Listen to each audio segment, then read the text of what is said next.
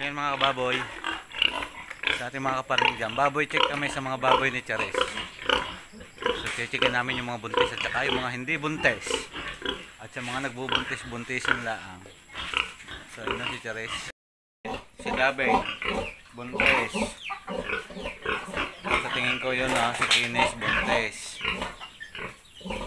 Ito kakapabulugan pa lang namin si Mira, hindi pa malaman.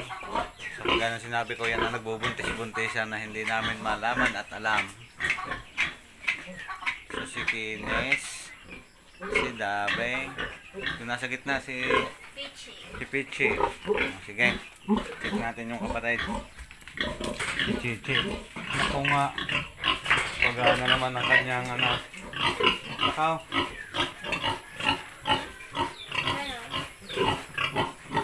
Nung amin kasi yung sinipitan ay lahat ginawa din namin sila. Si Chichi, si Pichi. Nagkalang pa yan kasi na dilipas na yan. Dilipas na. Dilipas na yan. Sayo na. May ano pa nga. Parang nasusugatan lang naman kababangga. Saka bakit kaya kakakit naman nila kung mga halit ganun ang kalalaki. Pero tingnan nyo naman ang kanyang tiyan. Malaki na na inilaki nila eh. Buntis naman yan isa. Kakunti lang po na. Buntis yan. Dahil nang dumating sila ay kali ng ano eh. Saka may nabisil din naman eh.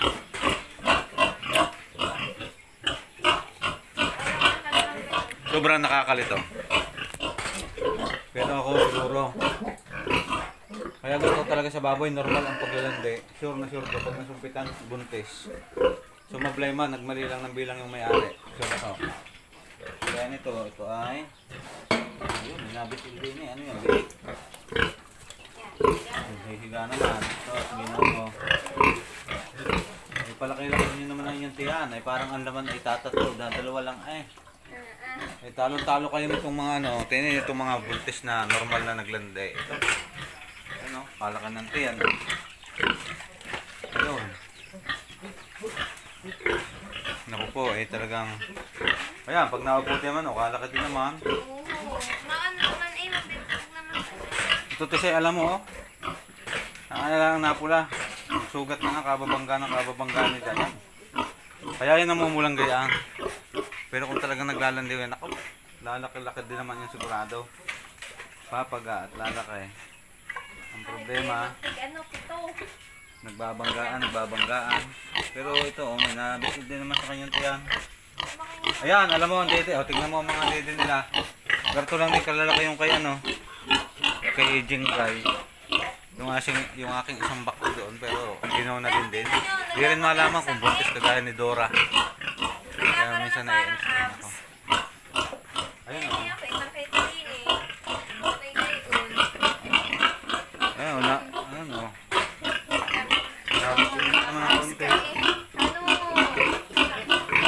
Buntis naman yan, baka anak ng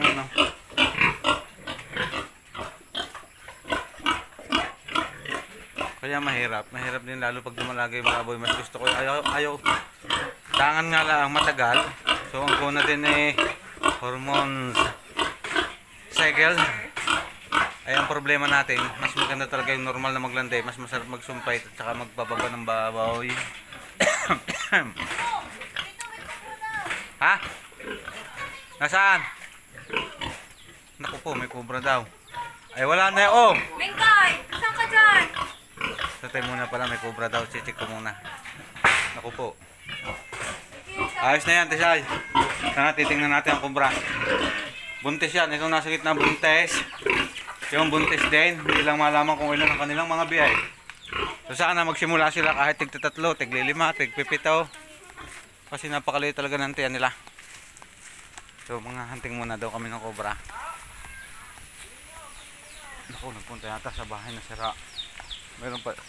Umiigib pa naman sila sa puso din eh. Wala, nasa ang baga. Saan mo nakita? Malakay? Nakoy matulin yun. Ayun once na hindi mo na natingnan lipar-lipar na agad. Galing din sa kabilang ari. Ano lai? Talbos to buyaw. Ha? Talbos to buyaw. Ay, hindi ako. Dili mo nga karne. Paparumpa daw sa iyong bahay. Tayo, nasa may pugunan na. So, may dalang mahabang pamalo. Wala kailangan makita. Nahanap lang namin ng cobra. Hindi mo berde ang kulay eh. Cobra nga yun pag hindi berde ang kulay. Ay, mabrown eh. Yeah. Bigay kong yan ay... Ay, magkakape muna, mag-aalis ng nervyos. May cobra, nasaan ka baga? Kasi dampot yung pamalot, mahirap din. Baka pumasok din sa loob ng bahay na sira. Laki matulin yun, tumakbo na agad yun sa kugunang yan. Ay, yun eh, pag nakakalingatan mo ng tingin eh. Wala na yun, dire-diretso na yung paparyang. Naririnig sa palumpong na yan. Dapat pa rin nasusunog yan eh. Wala rin namang ano eh. So hindi na makita matulin dito ang mga cobra. Mas matulin pa sa LBC Express. So yun guys, thanks for watching. Ako muna yung magkakape at cobra hunting pa rin kami. Yuhu. Mega City siya, nakabuta. 50 pairs. Ay, ako'y